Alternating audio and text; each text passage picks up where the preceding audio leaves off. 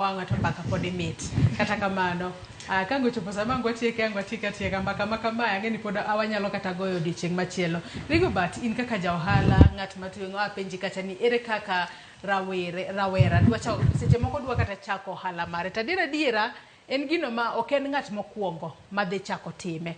Ji osebedo ka time kendo nitiere jomoko ma time kata maber. Kata kamano e kinde ma koro idwa chake ang'o monego bed ni Rawere timo ma ng'ato koro bro weyo ng'ama chielo kata weyo to biro iri bi kaluwore kod ang'o ma onego bed ni keto mar mondo mi obed ane gino ma unique ma ng'ato nyalo identify ba singly out e kin jomoko ma bende timo gima chal kod mano mitimo. Erokamano Joyce, as an entrepreneur kise identify a business gap, the next thing monego bed ni timo research. Do not just identify a business gap then call it chaka. Go do research that jomanti industry ni. What are some of the things magitimo? Ango magitimo marach, ango magitimo maber ma anya perfect magitimo maber ni.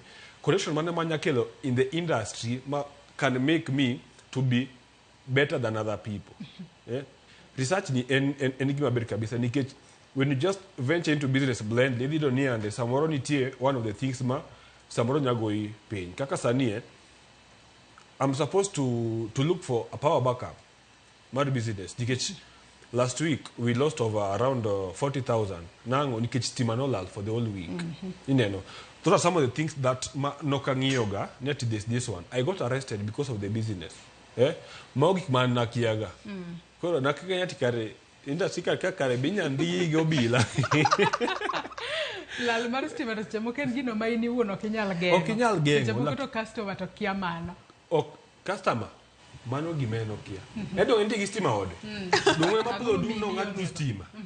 Mano en gimo kia. Those are some of the things monego benyati ing'iyo, then the way you treat your clients will make them come back.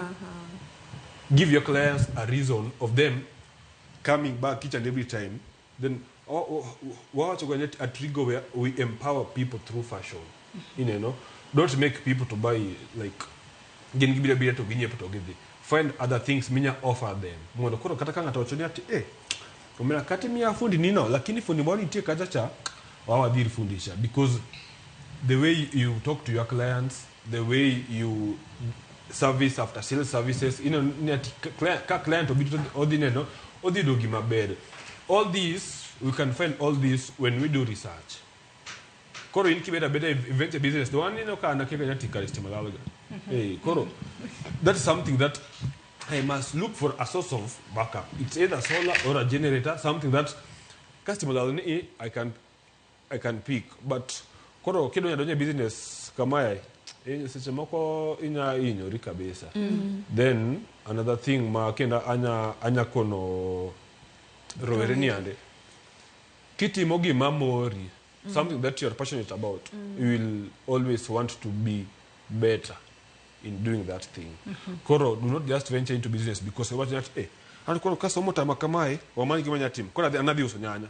Usonyanya to jedimo usonyanya kana. Niket ngane usonyanya hilo kamano. Niket koro ngane usonyanya, koro imidadi usonyanya. Kiki ngiwadu. Do something, let us be creative.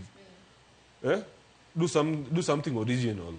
In as much as chemokana inyako ponga to, but yes kopo benitie lakini kikope go do research at otimonango, then perfect everything, the mistakes and everything gikoti maber mani gimanya wacho kanyo.